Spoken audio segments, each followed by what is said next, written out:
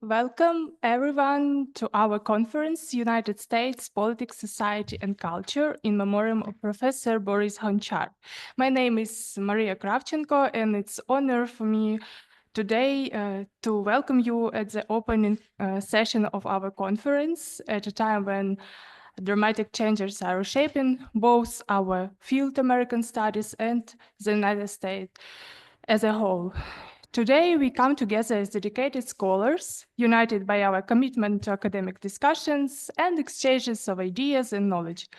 I'd like to begin by introducing two outstanding members of our community, representatives of key organizations of this conference, Dr. Ksenia Smirnova and Dr. Natalia Horodnya. Dr. Ksenia Smirnova is professor and vice-rector for international cooperation at Taras Shevchenko National University of Kyiv. Taras Shevchenko University is Ukrainian higher education institution established in 1934 and celebrated for its long-standing academic tradition. We are grateful for this opportunity to gather today in its Raid building in Kyiv and to connect with you, our guests, online.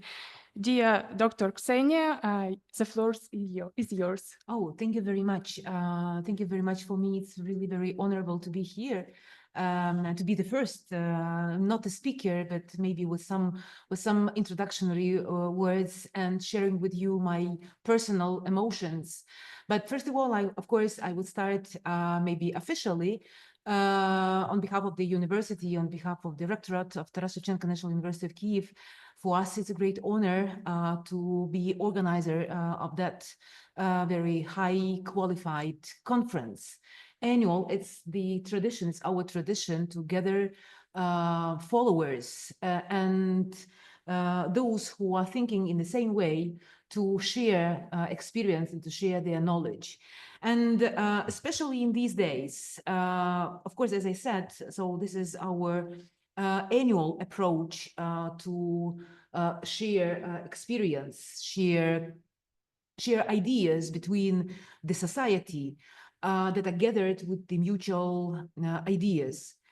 At the same time, I could say that specifically that turbulent times, for us, it's really very important to share this experience. And I think that especially this conference this year, we call it Politics, Society, and Culture, United States. And I think that specifically even this title is very symbolic because we can see a very strong bridge. And we can see that especially these experts, keynotes, and participants of this conference, they are creating the bridges all over the world. I'm really welcome all our keynote speakers, participants, professors all over the world. And it's really very symbolic that we are here in Kyiv, connecting online in hybrid manner with New Zealand, with US, with European countries. There are really bridges that could be created within this conference. My warm welcome to our keynote speakers. As I said, we are really very pleased that you are here in this, our first official part of the conference. I'm really glad to see our students that are here, and they will participate in our sessions later on after keynote speakers afterwards. And we can see that the speakers and the students, they're really connected to each other. They are united within the one idea to share their experience within the sharing the American studies, I could say, in the field of politics, society, culture. I saw the aspects of the politology, philology, economics, and other spheres of their interest. I really welcome our keynote speakers, as I said, Mr. Jennifer Frost, Miss Jennifer Frost, and Ingrid Gessner. We are welcome you in our first part of our conference. This is the only one Peter thing I could say, because we have our distance in the manner of online. We all have a dream. We all have a dream to be connected in person. And as soon as possible, as soon as the situation allows, to organize such a conference in purely in-person manner. And this is the only thing that I'm seeing you on the screen. Of course, we, as I said, we created already bridges. But at the same time, for us, it's also very important to feel each other, to be in person. And let me share with you this, my dream, that the war finished. We are all organizing conferences physically in person. There are direct flights from Kyiv to your cities, and it would be really very quickly to very short distance. Let it be.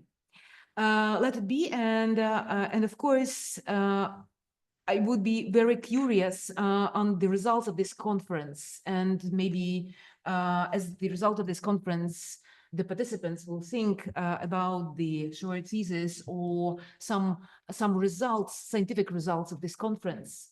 I wish all the participants inspiration. I wish great emotions while sharing experience, and great emotions from the obtaining these contributions from others, because this is the way of exchanging, and this is the most important thing that we can meet, we can share, we can exchange, we can speak, we can talk, and we can discuss on all that issues, despite the time of transformations, despite the turbulent times. I wish all of us to understand these turbulent times. And it's also one of the aim of this conference, to understand and to be understandable within the communication and within the sharing of their ideas. I think that I'm too long with my first speech. I wish all of us inspiration, admiration, and good luck for this conference. Thank you very much. Thank you.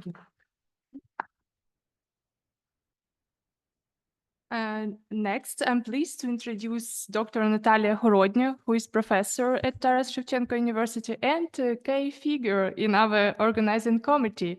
Dr. Horodnya initiated this conference series back in January 2022, firstly for young scholars, and her leadership as proud representative of the Department of Modern History of Foreign Language and continues to inspire us today. So, dear Dr. Horodnya, you are welcome. Thank you so much, Maria, for this kind introduction. Dear participants of the conference, on behalf of the organizing committee, I would like to welcome you in Taras Shevchenko National University at this conference, both in person and remotely. Thank you so much for your interest, and thank you so much for your support of Ukraine in this existential struggle against the aggressor. This year, our conference is dedicated to honoring a memory of Professor Boris Gonchar, who was a historian, the leading Ukrainian scholar in US studies, a professor and academic advisor for several generations of Ukrainian historians and scholars, and a long-term chair of the Department of Modern History of Foreign Nations, Faculty of History, Taras Shevchenko National University of Kyiv. When I was a history student at this university many years ago, in Soviet perestroika times, this department was called the Department of developed capitalist countries. In our days, for about 10 years, we have been developing educational program, American and European studies, and we are publishing peer-reviewed academic journals, American politics, history and politics, and European historical studies, and will be honored if you decide to be authors of papers in these academic journals we publish.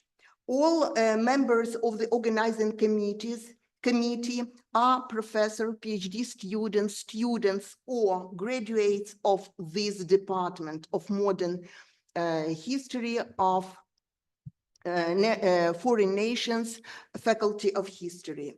Let me express my gratitude to organizing committee, all members of the organizing committee, especially to Maria Kravchenko, without whom the international part of this conference would hardly been taking place. Thank you so much, team. Great job. I would say that Professor Gonchar founded the School of US Foreign Policy Studies in Ukraine. Being a student of Professor Gonchar, I personally have been studying US foreign policy strategies, their shaping, their implementation for many years. If you look at the Ukrainian part of our conference program, if you understand Ukrainian, of course, you'll see that 5 of 8 sections of this conference addressed US foreign policy and foreign policy strategies that reflects the impact of Professor Gonchar on US studies in Ukraine. And finally, my brief reflections on dramatical transformation in US foreign policy under the new administration. Every time when we discussed Russia's aggression, we always expressed our deep feelings of gratitude to American for international support of Ukraine, because our struggle so our existential struggle is with the country has much more resources than we have. So the largest territory in the world, one of the largest population in the world, nuclear power, permanent seat in the United Nations, and so on. And we always express our deep feelings of gratitude for the international support, especially for the support of the United States, that was the strongest nation and the leader of the liberal democratic nations of the world, and the cornerstone of the liberal world order that was founded after the Second World War and enabled long-lasting peace for the United States, Europe, and most of nations of the world. In this regard, I have several questions I would like to discuss during the panel discussions. So first, what has happened to the United States? Second, what has happened to the Republican Party? And what has happened to a system of checks and balances that is a basic principle of US government? Is it still alive? I think these questions are asked in the whole world, somewhere including Ukraine with deep concerns, and somewhere including Russia, the aggressor state, with enthusiasm and victorious applause. It looks like Putin and other dictators are winning, and the United States has taken their side. I'd like to be wrong. I expect for fruitful discussions today and for our cooperation in the future. Thank you so much.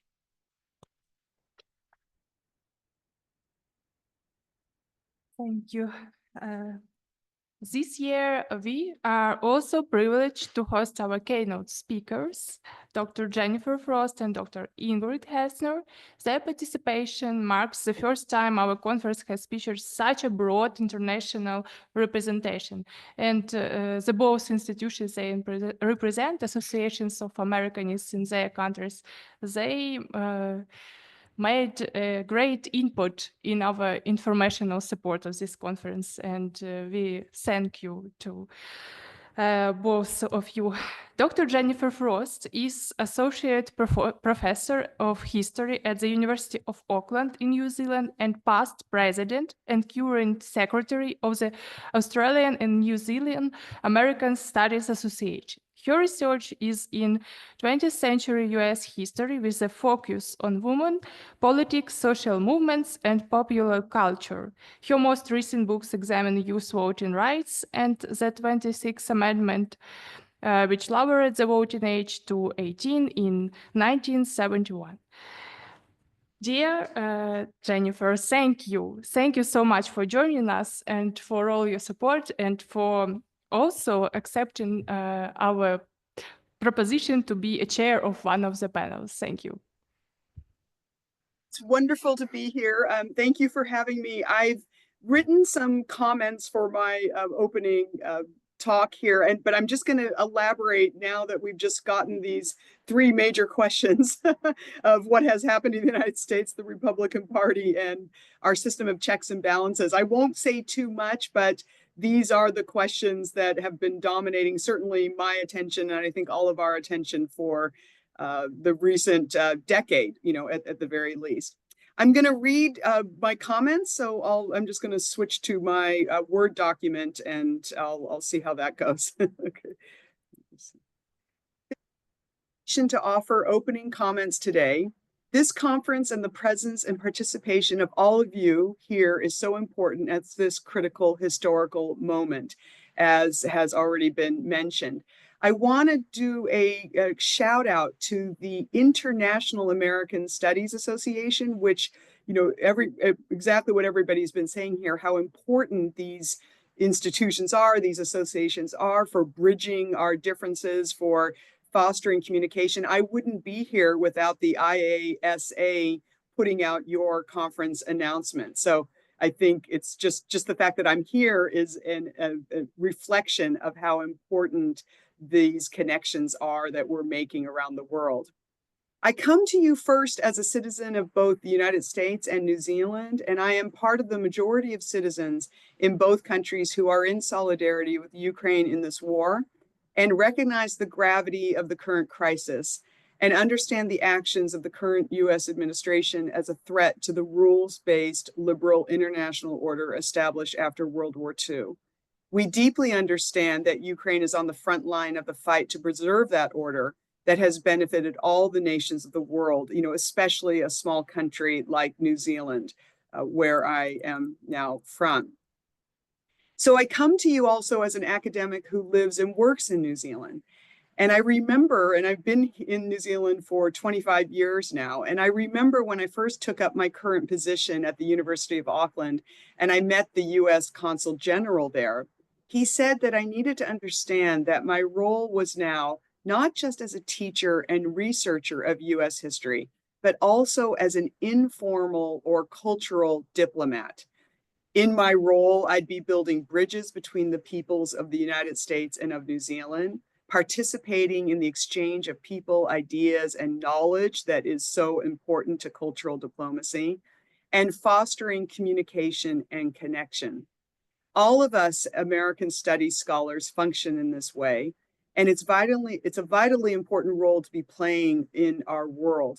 And it's one of the reasons why I've been such an active participant and also leader in our local American Studies Association, the Australian and New Zealand American Studies Association.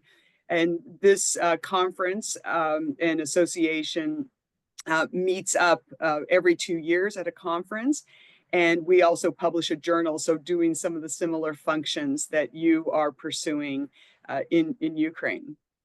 One reason why I think these institutions and our role as cultural diplomats is so important is because person to person, one-to-one interactions, conveying our knowledge, conveying our learning, and also I think the methods by which we arrive at what we know. I think that's one of the important things I'm always trying to stress with my students, especially my graduate students, that in conveying our knowledge and learning, rather than conveying it with an attitude of sort of arrogance or expertise, that we also explain our methods and how we arrive at what we know, and that process is one of iteration and learning and new evidence and new sources and rethinking, that we don't, that we're very reflective and reflexive about how we arrive at our knowledge.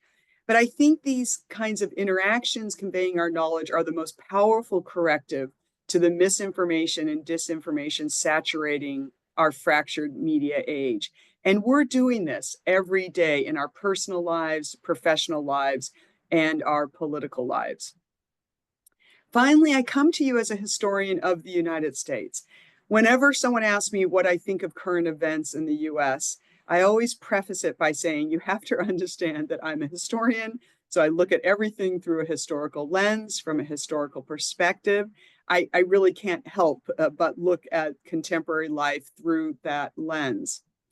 And as we know here, the political forces in control of every branch of the US government are working to radically remake the US state and its role at home and abroad, rolling back the 20th century, as William Greider put it. And that includes rolling back the recent achievements in diversifying institutions of higher education, diversifying scholarly knowledge, and diversifying our teaching. In this critical context, our knowledge and skills as American Studies scholars outside the United States are even more important and more critical. We have a responsibility to maintain and expand the narrative of the United States as a diverse nation, imperfect, but striving for ideals that are really vital to world history. We need to preserve and elevate the voices and sources that help us tell the story. The current government wants to erase the historical and current struggles for a nation and world that is more egalitarian and democratic. By us continuing to remember, research, and teach those struggles and those stories and elevate those voices, we do important work in the world. Thank you.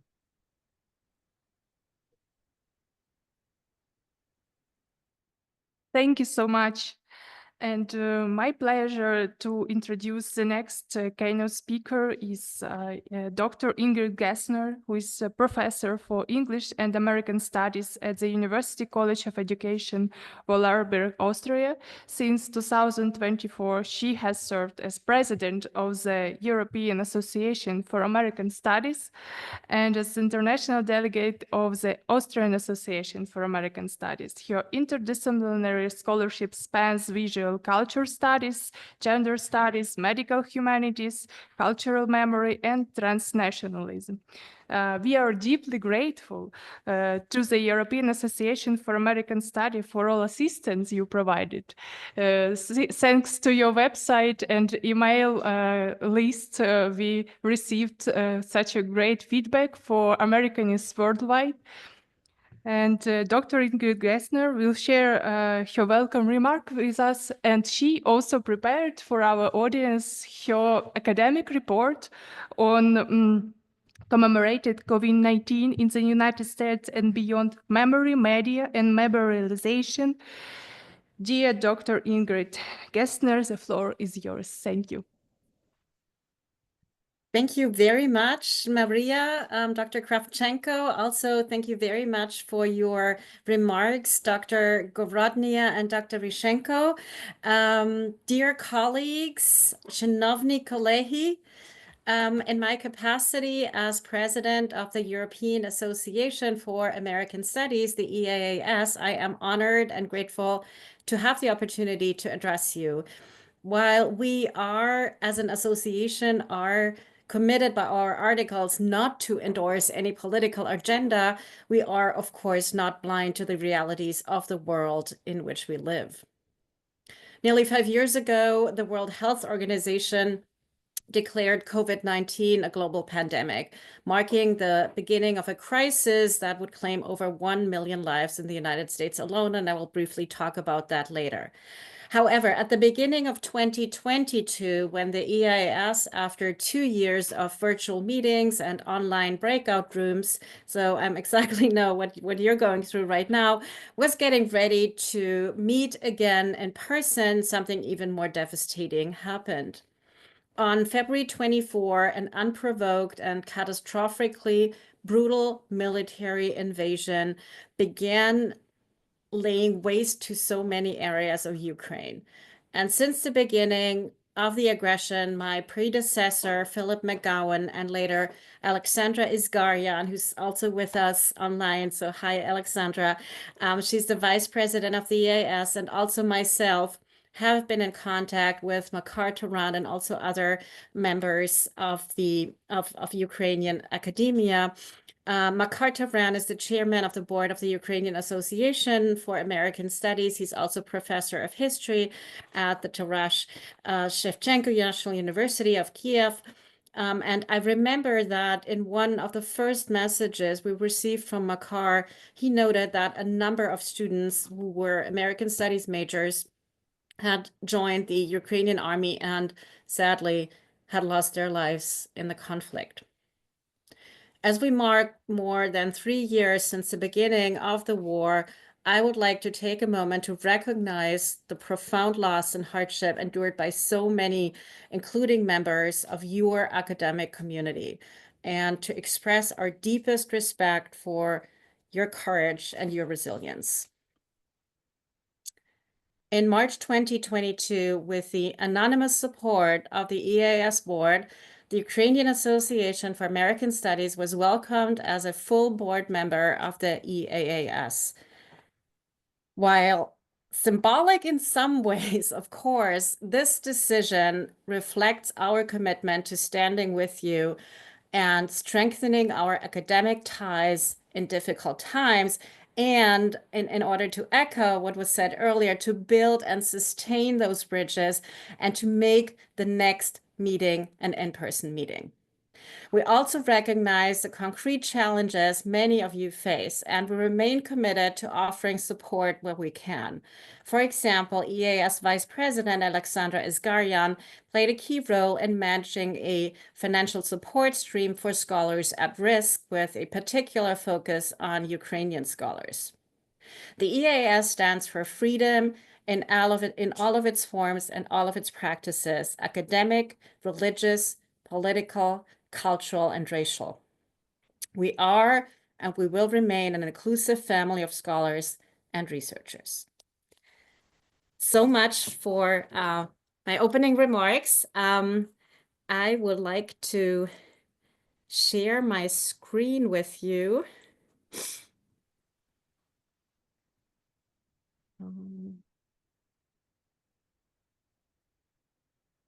Hope you can see a slide with an open book, hopefully. Maybe somebody can give me a hands up that you see that all of you see. We see. Thank you. So, so I want to briefly share some notes with you on COVID-19 and how it has already become an extensively, or maybe the most extensively commemorated health crisis in history. Across the US, memorials, markers, and dedicated spaces have emerged to honor victims and frontline workers, often incorporating familiar elements such as names, walls, and trees, yet frequently reinterpreting them in innovative ways. And unlike past memorials and past memorial cultures, COVID-19 commemoration is shaped by digital interconnectedness, allowing for real-time global engagement and accelerating traditional memorialization processes. While many tragedies follow a linear trajectory from spontaneous shrines to permanent monuments, COVID-19 memorials have developed simultaneously rather than sequentially. And a large sample that I have looked at of proposed and already completed memorials will illustrate what I have somewhere else called a trajectory of commemoration. Such a trajectory is set into motion after crises that cause traumatic experiences, which has most notably happened after the 9/11 terrorist attacks. In the trajectory of commemoration, the first memorials to appear are personal expressions of grief arranged in collective shrines. I call that category 1. Second, these impromptu memorials give way to documentary memorials in the form of temporary installations or exhibitions that collocate earlier memorials or shrines, sometimes carrying explicit political messages, category 2. Third, architectural and public art proposals stipulated by a variety of individuals or groups or larger constituencies culminate in the construction of permanent memorials or carefully planned temporary installations, category 3. So because some time has passed since the event that the memorials commemorate, these memorials in the last category are often more metaphorical, more abstract than memorial shrines or documentary memorials. And they're often regarded, or at least planned, as an endpoint or a place of closure. However, COVID-19 memorials have developed simultaneously rather than sequentially. And this shift stems from the ongoing nature of the pandemic, when memorialization began as a pervasive role of social and digital media in shaping collective memory. To restore or maintain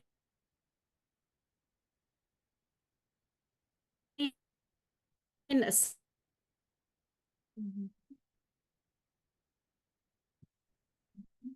Ingrid, we have some issues with hearing you.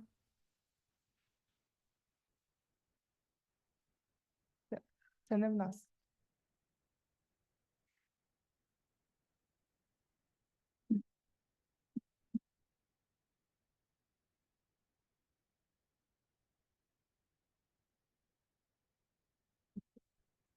А це точно не в нас, бо у нас не йде час. Там, може, не в нас?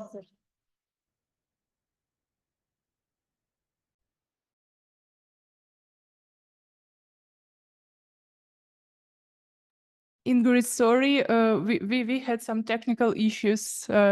Could you please continue? So, yeah. Thank you. Sure. I am sorry. I think it's also my internet that is not stable enough, and I apologize for that. So, where do you think I should pick up? The slide number 4. Okay. You were Thank you. there. Thank you.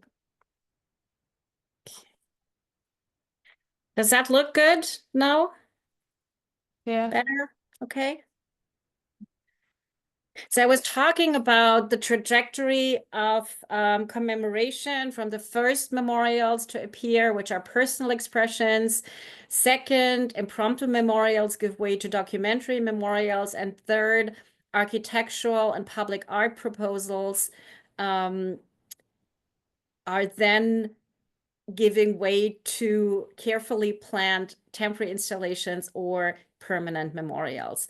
And my argument is that this is not what we saw with COVID-19 memorials, but to the contrary, actually to restore or maintain a sense of order and unity, a significant number of COVID-19 memorials actually incorporate narratives centered on innocent victims, on courageous frontline workers, and also on acts of individual heroism, which brings me to inevitably to the Vietnam Veterans Memorial in Washington, D.C., which was created by Maya Lin, whose initial purpose of that memorial, formulated by the group of veterans who proposed it, was to heal a nation. And the Black Granite Memorial actually deviates from the norm by inviting individuals to descend instead of actually directing their gaze upwards, like in more traditional memorial structures. So Lin's design, notable for its expansive physical presence, its tactile qualities, and the more than 58,000 names of service members of the US Armed Forces who died in Vietnam that are etched into stone, leaves an indelible mark. So popularized by the wall, names of victims have become, I would argue, the essential ingredient for modern memorialization. So the first thing we usually see after a tragic event are collective memorial shrines, and COVID here is no exception, or was no exception. In the trajectory of commemoration, then the second thing to emerge are, as I said, documentary memorials. And in May 2020, and this is just one example, the Museum of the City of New York was interested in how the entire city was viewing the moment of collective historical experience. So here is, so that's what they did. They collected photographs. And I believe that the similarity of this project, the Museum of the City of New York, is deliberate to Here is New York, because both photo archives were based on the principle of total inclusion. Other memorial projects that also fall in this second category document the scale of loss. Many of the memorials described in this category are reminiscent of the AIDS memorial quilt, because they showcase the enormity of loss. And the third category in the trajectory of commemoration are planned temporary memorials or permanent memorials, which usually only materialize after some time has passed, which was not the case actually with COVID-19. So the almost immediate wish to remember, as well as, I would argue, never to forget, and also to find closure, triggered several memorial proposals and led to a very quick completion of quite a few permanent monuments early on in the pandemic. And these are just a couple of examples. The one on the top left, for example, was dedicated in Madrid, Spain's capital, in May 2020, so quite earlier. There have also been landscape conscious designs, such as these in London or Jersey City, the US. And here is an example called Distanced Proximity, which has two parallel concrete walls. It was designed by Wolfgang Becksteiner and was unveiled in Graz, Austria in September 2021. And this globe in the middle, and there is an illustration on the right, where it's still in its planning phases, is also equally fascinating. There are other memorial projects not yet realized, still in the planning stages, which are massive in size. So emotions of grief, of gratitude, of rage are reflected in many COVID-19 memorials, all mirroring familiar patterns of memorialization in the form of impromptu collective shrines, second, temporary installations that collocate earlier shrines, and three, permanent memorials or carefully planned temporary installations. Situated in the first category, collective memorial shrines provide people with a communal space to seek closure and support, to express their sorrow, to pay respect, to commemorate the lives lost. But they also have a political function in drawing attention to the tragic deaths and the lives that ended way too soon. They also provide a space for visitors to channel and share their fears. In the second category, the temporary display of flags, lights, or empty chairs highlights the massive scale of loss. And the fact that Black or Indigenous people of color were actually disproportionately affected, but are not as proportionally represented in the memorials, is only apparent in some of the projects. And examples of Black, BIPOC, Black people of color, Indigenous representation would be the New York City Transit photo displays, which you see on the lower left here, or a nightly projection in Washington, D.C. on the upper left, or large posters of victims at a Detroit funeral procession on the right. With regard to the third category, the global experience of crisis has so far mainly been translated into memorials with, by now, predictable elements, as I said earlier, such as walls with names and also eternal flames. Particularly, walls have lent themselves to recreate the iconic image of experience of distancing and separation, and I think distance proximity on the left here is a good example. Over the last 50 years, collective shrines have shaped the construction of memory by allowing for a plurality of voices, a practice that has now migrated to digital spaces. In fact, digital memorial shrines and permanent brick and stone memorials are not so far from each other in terms of the needs they satisfy and the functions they serve. Their relative similarity also confirms the earlier assumption that although a trajectory of commemoration can be witnessed in COVID-19 memorialization, it is less a successive, but rather a simultaneous mode where temporality and permanence do not rule out each other. This concludes my talk. I wish us all a good rest of the conference, and I wish us all peace. Thank you. Thank you.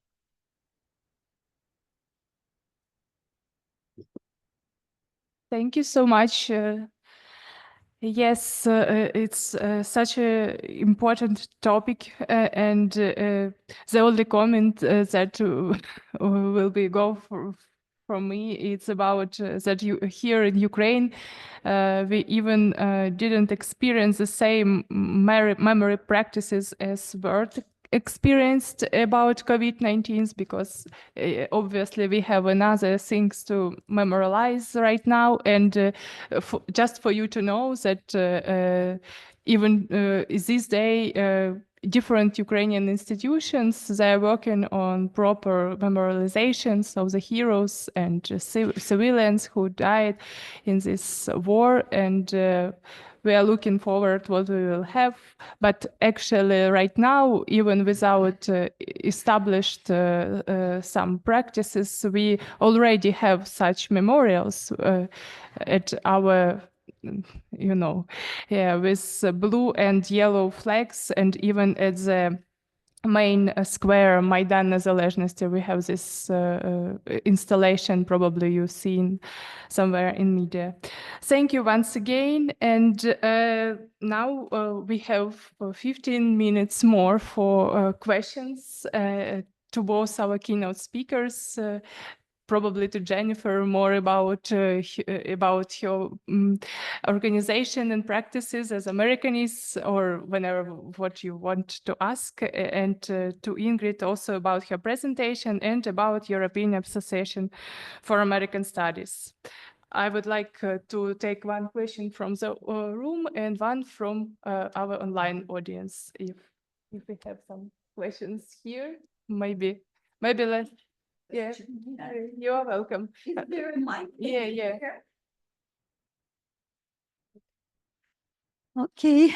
Hello, Ingrid. I'm very pleased to meet you. I'm Natalia Wysocka, and every 2 years attending European Association for American Studies is one of the high marks of my every 2 years.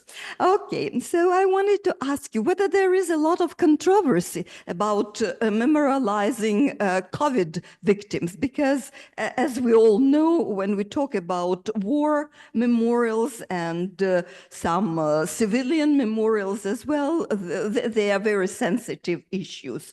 It seems that COVID should not provoke such discrepancies and arguments and conflicts. What do you think about that? Thank you so much. And I think we saw each other in Munich, didn't we? I think you look. Maybe we might.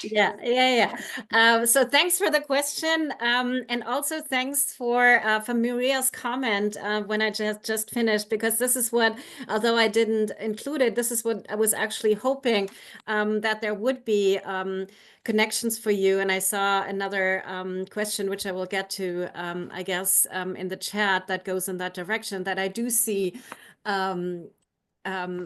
So anyway, let's start from the beginning. Memory cultures, I think, has been a topic, and this is also why I started with Maya Lin's memorial. I think her abstract representation of names on a black wall set a new standard, so to say, for commemoration, and especially, and I'm totally on your side here, on war commemoration, and how we actually remember those who died in wars, right? Not the people, not the aggressors, not the people who are leading the people into the war, but the very soldier who goes to the field and dies and is prepared to die, right? And to remember those individually, and not have, you know, like in the 19th century, not have soldiers on statues or on horsebacks, etc., etc. Having that said, so these are controversial. That was controversial, right? To shift the attention from monument, something that we look up to something I would call, or have called in my work so far, memorials, something that is more individualized, that is to individual loss. And that was and is, I would say, and I would, is political, and that is controversial, because groups do not disagree. With COVID, you would think, yes, I absolutely agree. It's not controversial. Everybody agrees. The nurses are heroes. The people who are sharing food, who brought shopping bags to people who needed it, etc., etc. But then COVID itself became so controversial. I'm sure, and I'm really thankful, and I don't want to, you know, put this too broadly as from a Western perspective. I'm absolutely sure that the experience in Ukraine was different and more devastating ever since beginning of 2022. But then you know, COVID itself became so controversial. The quarantine, the mask mandates, the vaccination. So that plays a role. However, people feel and have the need, and this goes to what I called spontaneous memorial, to put that in front of the people who they think are responsible. So there is this need to remember the large loss of individual lives. So that's not controversial as such. Or all these memorials that commemorate the victims, lots of them actually in northern Italy, they're not as controversial. Everything that has to do with the things I've just mentioned, they remain controversial, and my feeling is that they even are getting more controversial now, 5 years into or after the pandemic, when we're forced to revisit our political choices. I don't know if that, you know, but I'm actually, I absolutely are in line with what you said earlier. Thank you. Thank you so much. I don't see raised hands in our online. There was one online. It's type 1 commemorative installation, one which also has political meaning, comparable to the on Maidan, which you also mentioned. And I would say, yes, definitely. I would count that among those, because this is doing both. It's putting what the loss in front of the leaders in the nation's capital, and it is also an expression of grief for people who want to commemorate people who were lost.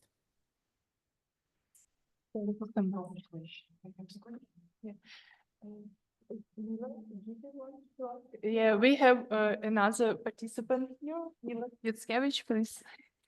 Hi, my name is Mila, and I also have a question to Ingrid about this commemorations.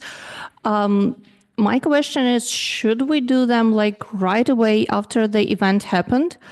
Or is it better to wait a couple of years until the loss is not as fresh? Because sometimes, especially like I see this in the mass culture and in general in culture in Ukraine right now, when we have a lot of like patriotic books, movies, songs, some kind of commemorational places created, but then the time comes, they are just like were the peak of the moment, and some of them would be lost like through the years. And wouldn't that happen with the commemorational places as well? Then they just like created only on emotions and not thought through on how they will impact future generations who would not have the same knowledge and the same trauma. Thank you so much for your for this question. I think you're spot on. I believe that, and that's a fact actually, all memorials, whether they're spontaneous, quickly done, well planned over the years, they always tell us more about that particular moment in time, about the effective, emotional affordances that the people had at the time when they created them or wanted to create them or put the idea into the world or whatever. And then it took some time for the memorial to materialize. So you're asking me, I'm a scholar, I'm looking at commemorative cultures, and I don't see how you can not let these things happen. They happen. You cannot say, people, don't do that. We should wait. This will make for a more more permanent, more sustainable, maybe kind of memorial culture. But I think that's not the point. The point is, when I look at those memorials, it tells me about what people feel at that particular moment in time.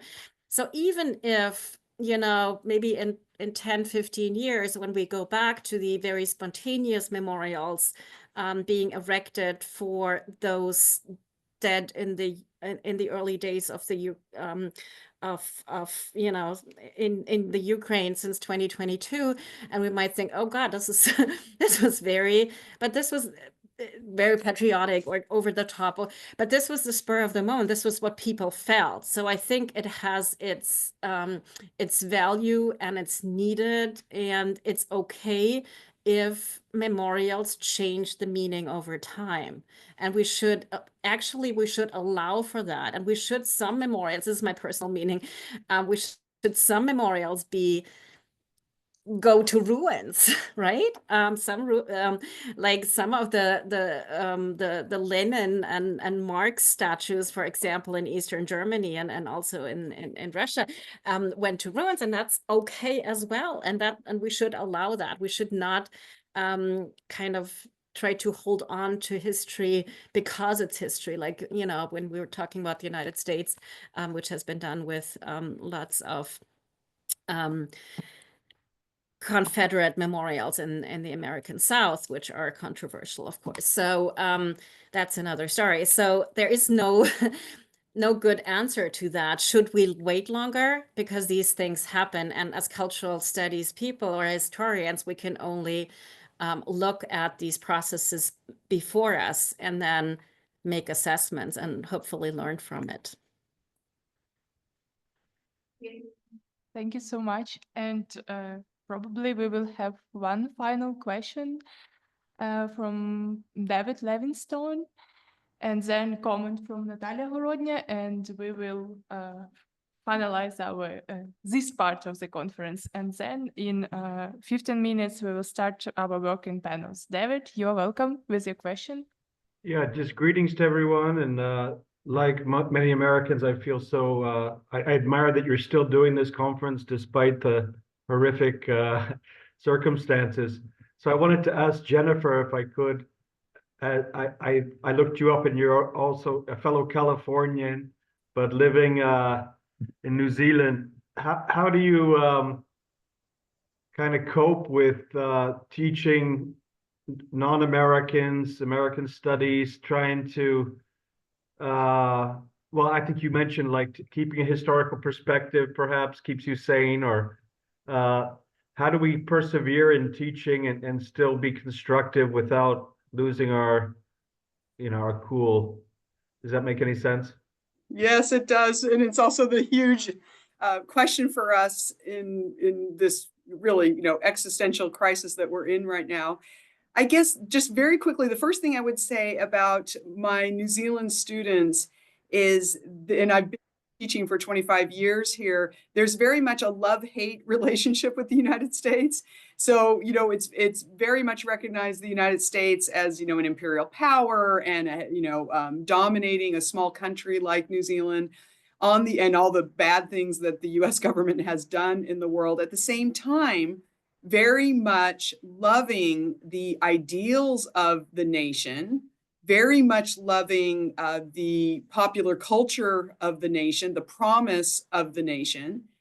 And so it's often with our students is sort of playing with that, and kind of interrogating that and showing obviously this imperfect nation, this, the power and authority of the United States has been used for good and ill in the world.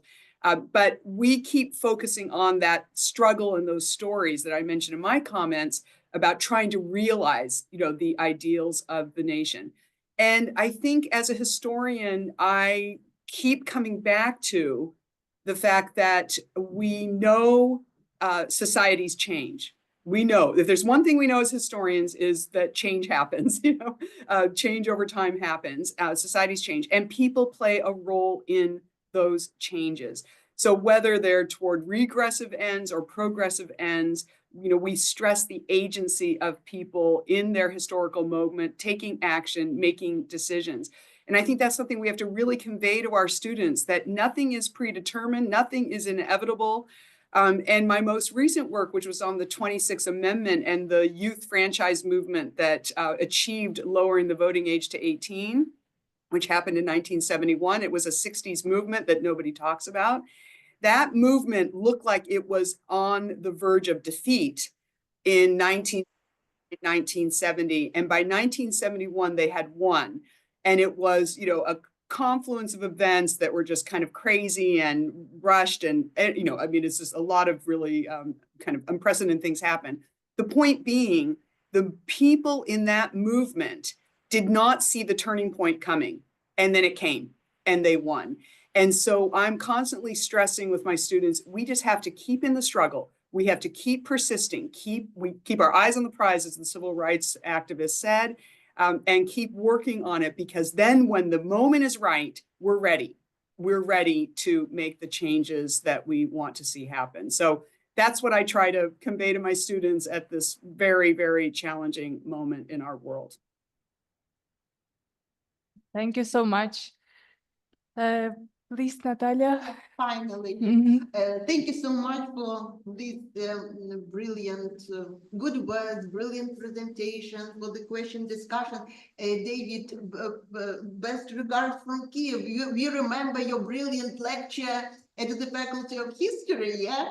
Yeah, you were brave to visit us. Yeah, we all remember. Thank you so much. As for the presentation, I think it was very, very important, because it's a very important issue in Ukraine right now, commemorization, yeah? Not COVID, but the people who died during this war. There are so many of them, both heroes who died at the front or from the woods, and civilians who died. And as far as I know, there are special commissions were founded in different places, including Kyiv, in different villages, towns, how to commemorate all these people, because we cannot cover all our land with the flags, yeah? And we cannot cover all our schools with black plates, yeah? Because previously it was such, practice to put black plate on a school where this hero studied, yeah, with his portrait, with his name. But in our days, schools could be completely covered with these black plates. And people say that children will be scared to go to school because of these plates. You know, that's why it's very important to search for other ways of commemorating. And your presentation was really great for study, yeah, further study, yeah, and for yeah, some recommendations for these commissions, yeah, that discuss this issue. So thank you so much, dear colleagues. Yeah. Great, thank you. Thank you. Yeah, finally, as we embarked on today's discussions, let us remember that our collective engagement and open exchange of ideas are really important. I wish you all a productive and inspiring panels, and I also always in challenging time saying to my friends abroad that we are here, do what we can, continue to do what we are able to, and we'll never give up. Thank you. And thank you for the support. Those who are connecting to the next parallel sessions, so connect to Zoom links you have in our program. Now we have here 10 minutes of coffee break. Thank you. Thank you, once thank you, again. everyone. Thank Thank you. you so much. Yeah, with us. Thank you. Take care. Slava Ukraini. See you. See you.